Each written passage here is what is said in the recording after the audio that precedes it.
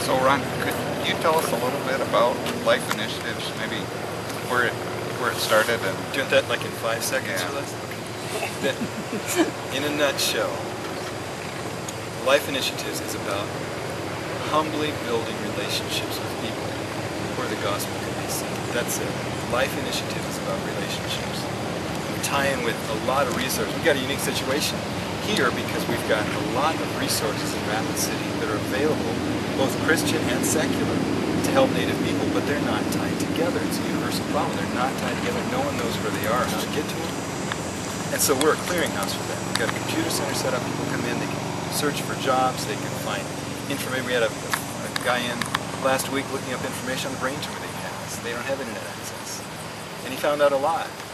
And that builds relationships. And then we train mentors using online video training to come in and humbly just be friends, because of all the things that people need, they need networks of people that love them.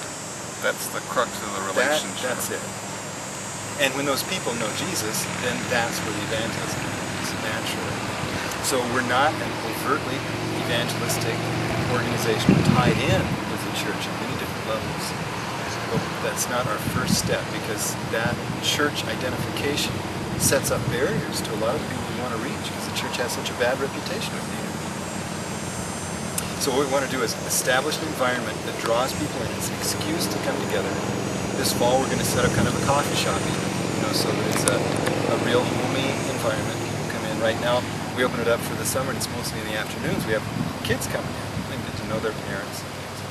When we get mentors trained starting this fall, then we'll have people in there who are able to have a knowledge of the broad range of services. They'll have a knowledge of Native culture, so that they can go humbly instead of coming in condescending with the white typical thing, where we got all the answers for you here, we'll help you out. What they need is people who network with them so that they can find out that they're on a level playing field with every other culture. And in that environment, they can see the power of Christ. So that's what Life Initiatives is. What have you seen that you're most encouraged by in just this short time?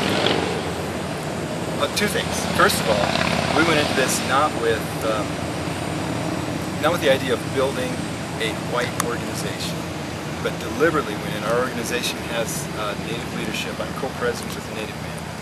It has been so critical working with Native people that they know that a white person is willing to be equal or subservient to a Native person. This is not a white-driven thing, and we wouldn't have to do anything. Just doing that would be enough to boost our credibility tenfold. When Native people see that white people are willing to serve under the leadership of Native people, there's a humility that changes their attitude just overnight. It's amazing. So that's been really good.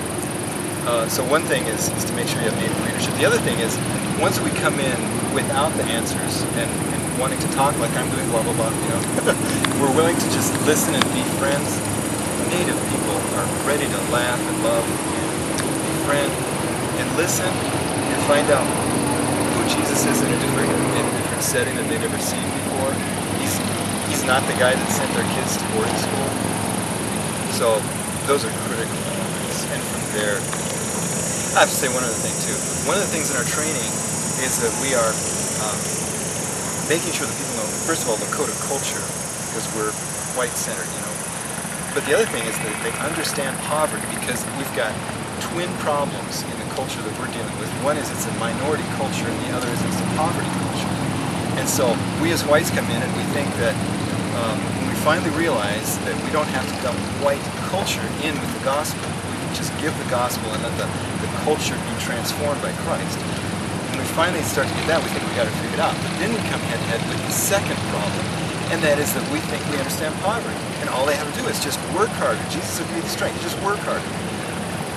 It's just as much work to understand a poverty mindset as it is to understand the problem of a white condescending attitude toward Christianity. You've got to understand poverty, and that there is so many barriers set up. There's sexual addiction, sexual abuse, all kinds of different substance addictions.